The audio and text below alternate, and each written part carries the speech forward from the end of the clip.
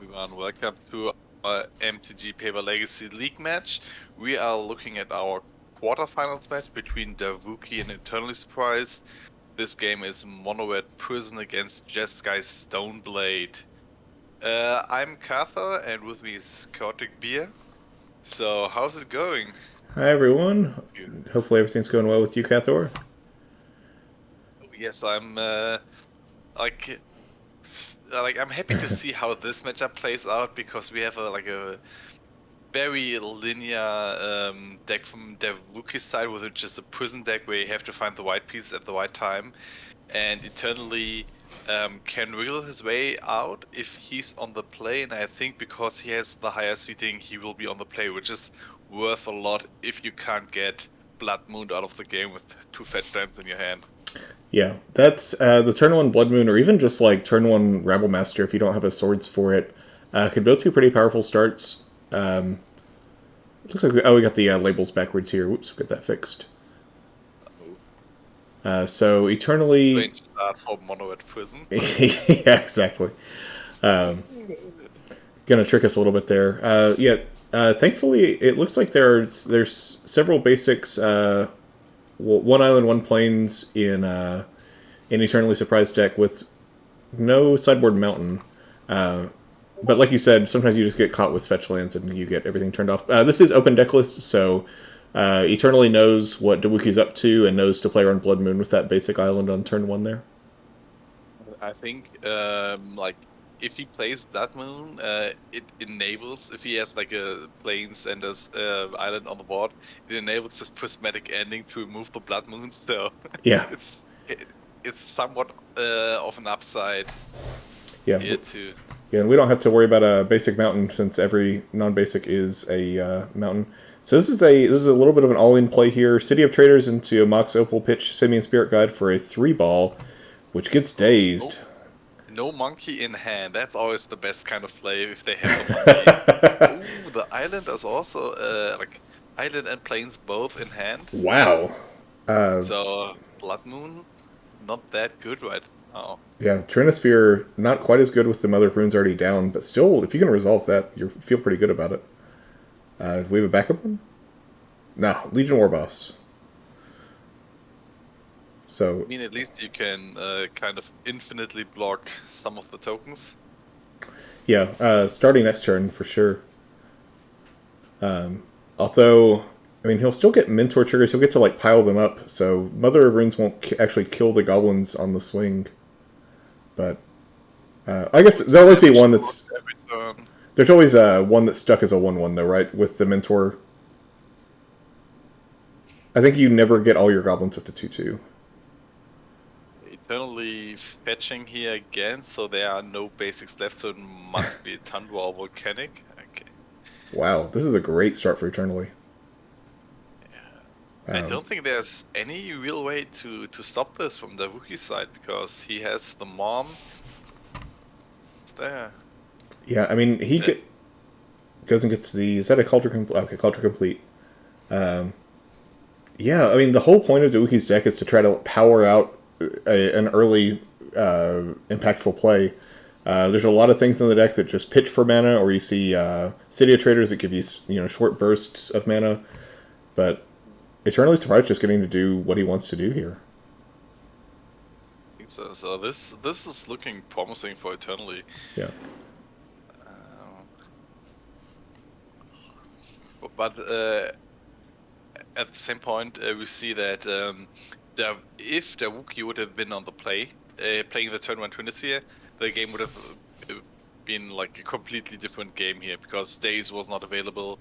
Then there would be no play for the next 2 turns.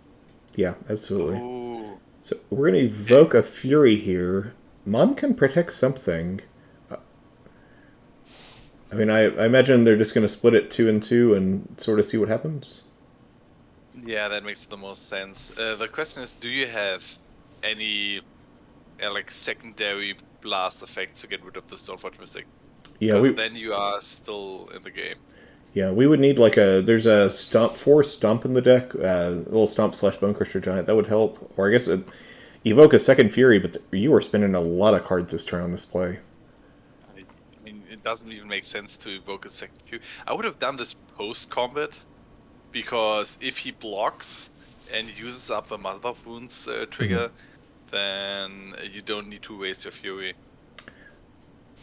Oh, we have the Force there. So we found the Fire Flux Squad. Sorry, that is a bad card to mispronounce. Gets to... So that's why... maybe that's why we didn't wait there. But I think Eternally probably just takes every bit of this on the chin, probably. Sort of like sniffing out removal. I think the Soulforge still has Poet, so he can still kill one of the tokens. Or block 2 damage, whatever is like the most promising. Yeah. And it looks like it must have blocked one of the bigger creatures because the 1/1 goblin didn't die. So Eternally could have eaten the 1/1 goblin, but chose to block somewhere else. Because if you just play the equipment, because I think you're not winning those space, because the Wookiee is still at 20 life, you need 4 attacks, and you only have 2 turns. If you go, well, like from 14 life, he will attack now for 7, and next turn he will attack for 8. So you can't tap out in this situation. Yeah. If the Wookiee could land either another Legion War Boss or a Rabble Master here, I think that might let him go wide enough to get around Kaldra. Probably. So gonna swing with all the goblins because the goblins have got to swing. That's what goblins do. So that's 3 more damage. Yeah, and I guess, okay, the tokens only have to attack the turn they come down, but you might as well get in there around everything. You know that the Caldra's coming down either way. I mean, so it looks like the Wiki only has 2 more cards in hand. Is that a post-comp? Oh, that's a stomp. Okay. Yeah. And no land from his side. Yeah, must not have had that stomp last turn. That would have been a great turn to get rid of, or a great way to get rid of the Stoneforge Mystic. From Eternity's side, I think you're definitely in the leading position. You can block Eternally. And oh. Now you have block. That's close. How many spells you have? You have Ponder, you have Daze, Force. That's 6/6 at least. And you remember when Dig Through Time was in Legacy and we would see, you know, someone tap blue and delve a bunch and just win the game. And I feel like Murktide is just... It's like it gets to skip a step there because you don't need to find cards. You can just win with this creature. Yeah, I mean, you can't swat the plow just Dig Through Time, but... That's true. I don't... having that second blocker there, I think it's going to just completely seal this game up because now Dewookie just can't get around you at this point. Yes, he has to jump attack with his 1 goblin. He can't further his board state by a lot, and that's kind of a 3-turn clock. Yep. So get that token out of here.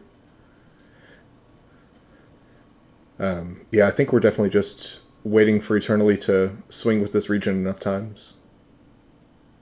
What I think is funnily enough, in this list, the Murktide region, it was discussed earlier that the whale from like 2 sets ago, the 3/3 whale that delves, gives you back the card. The people were discussing which card is the better version and which we'll see play. And a lot of people opted for the whale because it felt like a Dread Arcanist, where it gives you card advantage every turn and you have to get rid of it because it was more like a grindy value-based game. And now we're seeing here that the Murktide region is kind of the predominant force now, and nobody's playing the Ethereal Forager anymore. Ethereal Forager, there we go. I was actually like in the process of looking up because, man, how quickly we forget these broken cards. They just keep coming. I just need to talk about it to remember the name. Lord. Yeah, I think I bought a playset of those and didn't actually get a chance to to run them before Regent got printed. You can still run them and do things, but now we get two goblins a turn, so... Yeah, we found the Rebel Master, but I think that's just a little too slow still. You attack with... So the Warboss can gets another point of damage in somewhere. You will block the Warboss, and that's still 5 damage going through. Yeah. Eternally is down to 7 life. Yep. That's we. Do you think we have to leave the Regent on defense now? No, you keep I feel. attacking. Like, Oh, okay. yeah. Well, that Because, should sew it up then. yeah, that's definitely. You just attack down to 10, and they can't even block the next turn. With okay, Well, here's a bonus that's just. Ragavan in case you didn't have enough. From Eternally side of the field, would you say that Modern Horizons 2 was an impactful set? Uh, yeah, the land base very impacted. Yeah, I think that's the full art Scalding Tarn from MH2, right? Yes, it Yeah. is. So dash to the Ragavan, gonna bounce the Ragavan. I didn't see what we flipped off of the I think it was Ragavan. something like Fury. Oh, Must okay. have been something like this. He's just bouncing Ragavan post combat to cast it as a blocker, Oh, which is what did he bounce? kind of nice Oh, thing. Caracas. Oh, that's so cute. It's- yeah, Whew. because I mean, uh, if the Wookiee finds something like mana source to deal to cast Fiery Confluence, anything like this to deal a few more damage, then you need every blocker you can get because next turn you can close it out anyway. It's true. Yeah, he runs 3 Fiery Confluences on the sideboard, but of course the players have access to each other's deck list, but not during the game, of course. So Okay, let's look. Okay, it's only in the sideboard. I guess the Firefox squad non-Khan decks cut it for a reason here. Is there any way to beat the Kaldra in the Wookiee deck? I don't think that there is. I don't see any Yeah, way. like the Dead and Gone in the sideboard can bounce the token.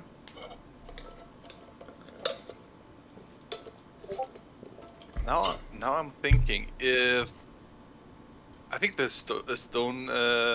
Stonehewer Giant must have been like a card you drew later, because if he played the Fury and crushed his face or stomped his face, the protection wouldn't have been an issue because the Stonehewer Giant prevents the prevention clause from protection. Yeah, he had that access. Or he had that avenue, but he also could just eat the other creature in response earlier. Yeah, this way you get 2 more damage in. Well, I was meaning he had a chance if on exactly one turn he could have killed Mother of Runes and killed the Stoneforge Mystic with the Fury and the Stomp, but I think he just didn't have Stomp in hand, or he would have snapped that off. I would try to do this post combat, but I don't think that were a lot of avenues to win this game. But now we are going to sideboarding. The Wookiee will be on the play, which is a huge difference between those 2 deck lists. Definitely. Because he wants to play an early Chalice, early 23, early Blood Moon, and this how he can win. So, what would you board in from the Wookiee side?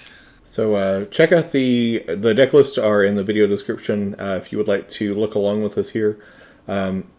The Fiery Confluence, like you mentioned, actually eats all the equipment except for Cauldra, and it kills almost all the creatures in the deck. I guess a sufficiently large Murktide Regent would get around it. Man, Dead and Gone is so narrow, but Dead and Gone also does answer Cauldra. And Murktide to some degree, because he Yeah. has to delve again. Exactly. So I'm tempted to bring those in. The Chandra Awakened Inferno is just like always nice against controlish decks, but I think Eternally has enough of a clock to where maybe you're not going to win that way. So, I mean, what do you take out of the deck here? Like, Fireflux Squad is really cute and is a lot of value, but like you already need to have a decent board presence for it to be good. That's a good point.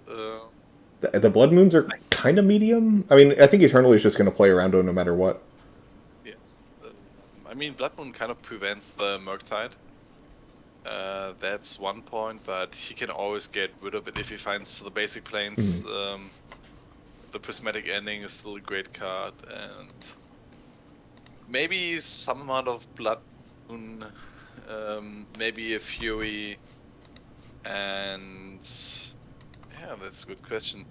Maybe I will not bring in the Fiery Confluence and just the Dead and Gone. We'll see. Yeah, a lot of utility on that card. That's a cool card to see because that's kind of uncommon for sideboards in 2021. From Eternally side, we have Beta Skull, Blazing Volley, Containment Priest, Engineered Explosives, Cage, Hydroblast, Lavinia, Meddling Mage, Meltdown, Pithing Needle, 2 Pyroblast, Surgical Extraction, and Wear and Tear. Wow, there is a ton going on over here. Let's see. Lavinia shuts off Fury and shuts off any ramp that he would get off like Mox Opal or Mana Monkeys or even the Soul Lands. Yeah, it just it turns off stuff like an early 3-ball or an early Trinisphere or an early Blood Moon, but you need to be turn 2 on your side, so Davuki had 2 turns to deploy his fast mana and his problematic cards. Yeah, that might be a little slow here. Hydroblast is pretty nice. Engineer Explosives for all the tokens or artifacts if you need it to do that. Better Skull. Yeah, but Better Skull. I always like Better Skull against red decks, and then Blazing Volley is a nice board wipe against the goblins as well. Do you think that you care enough about the Fireflux squad to bring in something like Grafdigger's Cage here or Containment Priest, or do you just ignore that? That's a good point. I think you have enough permission to stop the Fireflux squad, and you might try to focus more on your board state. So what can you cut? I would probably cut something like the Meddling Mage, some amount of Ragavan, because you always have some amount of threats from the Wookiee side. So there's not that much. Maybe cut the Narset part of Veils. Yeah. So you only have that many slots that you want to bring in, and if I would bring something, probably the Containment Priest, because it's on 2 and not on 1, which is Chalice proof. It's Ambush Viper against the Rebel Master. So something like Better Skull, Blazing Volley, Containment Priest, Engineer's Explosive, and the Hydroblast. Yeah, that makes sense. And I think I actually even like leaving the Dazes in here on the play. I know that, or on the draw. I know a lot of players default to taking those out when you're on the draw. But like we saw that first game, Dawuki's whole game plan a lot of times is putting a lot of resources into one card, and I feel like if you can daze it on turn 2, you really cash in a lot of value there. I think it's the best if you have 5 forces here, and the daze are also a great card to pitch, and you don't have many blue cards that you want to bring. So bring in to cut. So you want to keep your blue count to a certain level. Do you leave in the Umuzawa's Jitter here? I don't make it a priority to cut, but I like having the utility, and I like having one that I can just cast if I draw it. From my experience with Stoneblade, but it's uncommon for me to cut Jite from Stoneforge decks in general. But I haven't played a Stoneforge deck with Kaldra in the format yet. A slow start from Davuki, just playing a mountain and passing and giving Eternally the option to fetch and get a basic. Yeah, and that's in response to this Magus of the Moon, I believe, right? Yeah. So that Magus may be resolving then if he's prioritizing the fetch here. It could also just be a daze. What I'd love to see is if he just has the monkey in his hand to pay for the days. You would just want to see that once this match, don't you? Yes.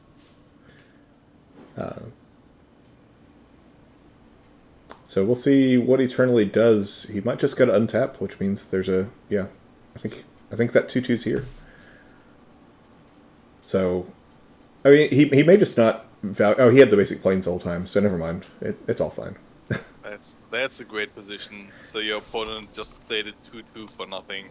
Yeah. I mean, it means you don't have access to like the card counterspell. I guess. I'm kidding. He doesn't run it. You can't cast it in Urset very well, or True Name. Yeah, True Name and Murktide Regent are the only cards that you really want to hardcast here with double blue. And Narset is most likely in the sideboard right now. Yeah, agreed. That card is not very good in this matchup.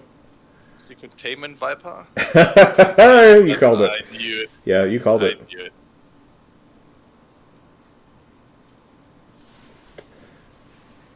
Nice old border. Taskar Remastered gave us a lot of cool legacy cards. That's a Storm. Oh wow. Yeah, Need to get in this damage, and yeah. That Containment Priest. That's amazing. It just doesn't do a whole lot except for block here, and it got to do that. So almost. but it's still better than an asset. Yeah. Because Oh, definitely. Yeah. okay, we have characters, so we can play Ragavan now. Yep. A nice, beautiful Legends Mountain. Love it. Yes.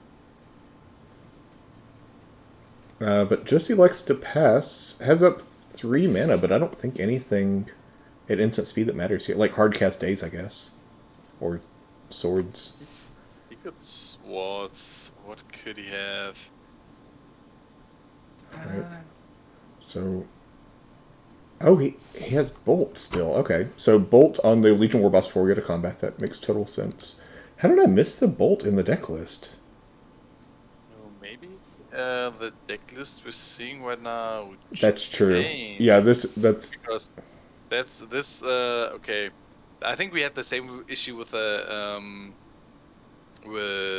Skydog, because we are taking online deck lists, and we are checking during the tournament if the deck lists are fitting. But since it's an online deck list and it's not locked in, and we are not creating the deck lists, the players might play around with their decks and change it later on.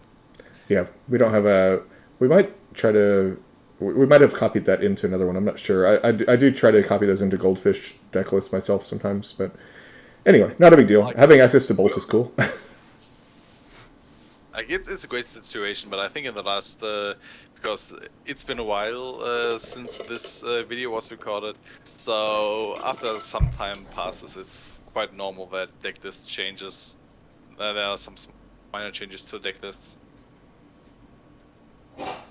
So Tawuki had just a handful of 3 mana, cool cards over here. We had the war boss got killed. Unfortunately, we found a Rabble Master. Going to get in there with the Magus as well. If you're playing against a control deck, either you have the blowout, like Trinisphere, some fast spells, or you just play it a little bit slower, have less 2-for-1s in your hand, like Chromox, for example, and try to win the attrition war with these threats every turn, where the opponents never get a single second to break. Yeah, the Stoneforge Mystic is a nice roadblock there, but like you mentioned, like basically all of the there's 8 3 mana must answer creatures in there because you don't want to leave the Warboss or Rabble Master unattended for too long. And I keep forgetting that Fury just casually has double strike. Yes. Fury is quite the beta. So we could see a hardcast Fury then. Yeah, fully castable with those 5 mountains. Ooh, how do you feel about that? The mismatched full arts there. Does it make you shake your fist to the sky? Like, I mean, you know what I'm playing in Doomsday, so I like mismatching my cards. I Yeah. love to see it.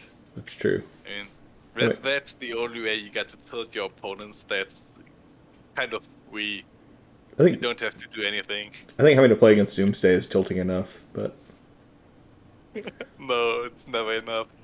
I finally got my like a third Doomsday artwork.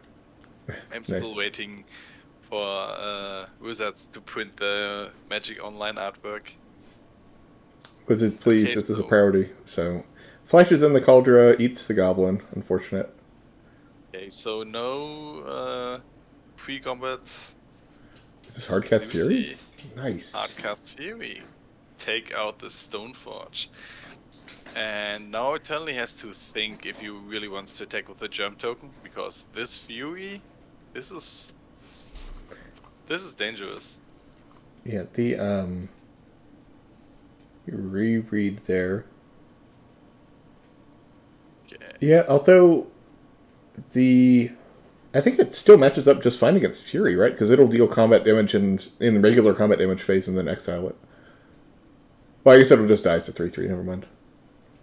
You just don't want to take the 6 damage, is what you're getting at. I finally caught up. Because he's at 12 life. If he attacks, like the Stoneforge Mystic would be dead, then he can swing for 3, 5 plus 6, 11 damage back, and that's quite a bit.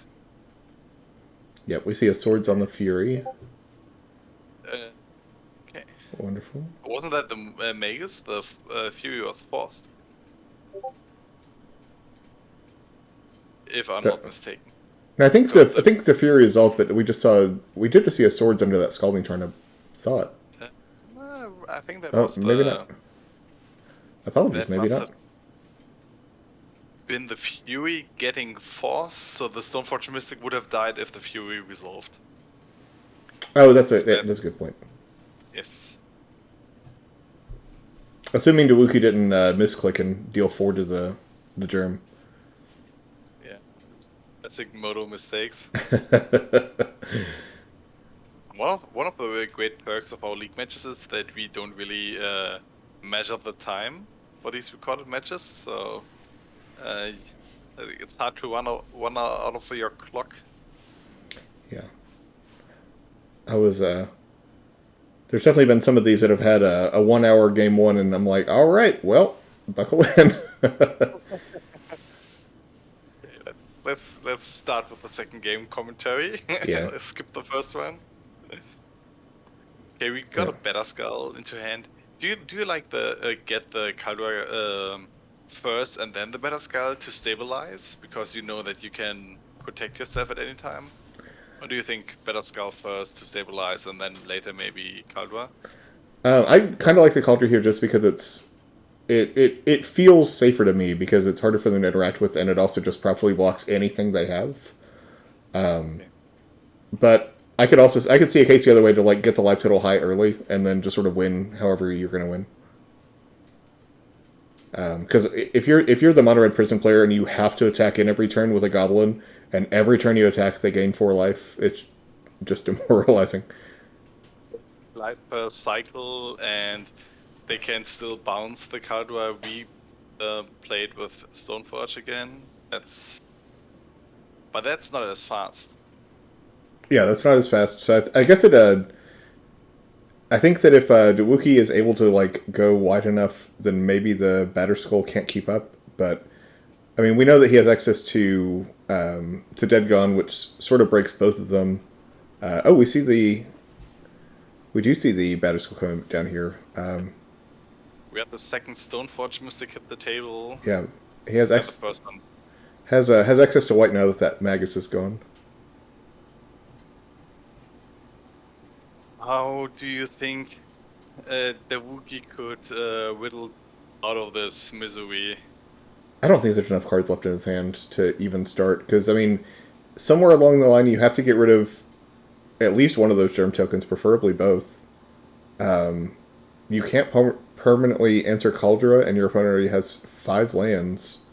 Like, does it start with, like, Fiery Confluence would be okay here? You could blow up the Stoneforges and the Batterskull while he's tapped out? One of the few ways, but like we weren't even sure if you want to bring. Oh, well, there it is. I literally only know what that card is because it's the same art as on the deck list. Because that is a really sweet frame. Is that from the Chandra's toolbox? Yes, it should be. Oh, that frame is really sweet. Card was super expensive because the only printing was in the Commander 2015 precons, or maybe 2016 precons? I think 14 was the year. Either 13 or 14 was the year with the monocolor, because it was in the Duretti deck, right? No, it was in the giant tribal deck from 2015, I think. Oh, sorry, I thought it was in the Duretti Scrap Savant deck. It was the most expensive card a friend of mine owned because he only played Commander, and it was like worth the price of the deck that he bought it for, and then the price tanked after a few years where he didn't sell it, and I told him like, just sell the card, you don't need it. All right. There's no there's no break for the Wookiee. We see a Murktide hitting the field. Yeah, has he eternally cantripped at all this game? It just seems like he has hit after hit after hit in his hand. Yep, he's down to a single card, so I think now he cast upon the last turn. That's not how you play. Why do you put islands in your deck if you're just gonna do this? Those ancient tombs over there for Dawuki. That's a probably wishes he had that Magus back. You don't even care about blocking. Yeah. Oh, do we have a second one? A second Fiery Confluence? Yes, we have. That's just going straight upstairs, it looks like. Yeah, that was like his goodbye. Yeah, I mean, I don't to kill the Murktide on the way out. Yeah, I don't know what the plan for the for the Murktide or the Culture is for Dawuki here. He's out of red mana. That's pod racing now. That's good. Yeah, there's your answer about the GT, by the way. Yeah. So we'll see a swing here. What? Oh, I was thinking like, all right, okay. There's Warping Whale. I don't know if Warping Whale does anything. I don't know what those abilities do. I know it's a card though. Warping Whale exiles creatures with power 1 or less, or like 1 Dang, power or toughness or less. So they're nowhere close. All right. I thought one of them was like make a token. Oh yeah, you can make a token with it. Yes. So that's not helping here with Trample, First Strike. No, certainly not. So that means that Eternally takes us down 2-0. Is going to go into the semifinals. If you want to participate in these leagues yourself, check out the link to our Discord in the video description. We do these every month, starting on the first Tuesday, and you'll get about a week to sign up beforehand usually. Cathor, one of the league mods here. If you have any questions, feel free to reach out to us. Do you have anything else to add, Cathor? No, just try to join us in our next league. It's getting closer to winter, so I think we'll be getting more like people registering. We are close to 50 people like this month with a September league, so I hope we are getting a few more for the October. So you will see plenty of different decks, and it's not all just Delver. There's a wide variety of legacy decks, so it's always fun. The people are chill, and it's a good way to test your paper decks and get your skills sharpened when you can play against in your shops. Yeah, gives you a place to be serious, but not too serious. All right. That is. Thank you. Thanks everyone for watching. Let us be your local meta. We'll see you later. See you.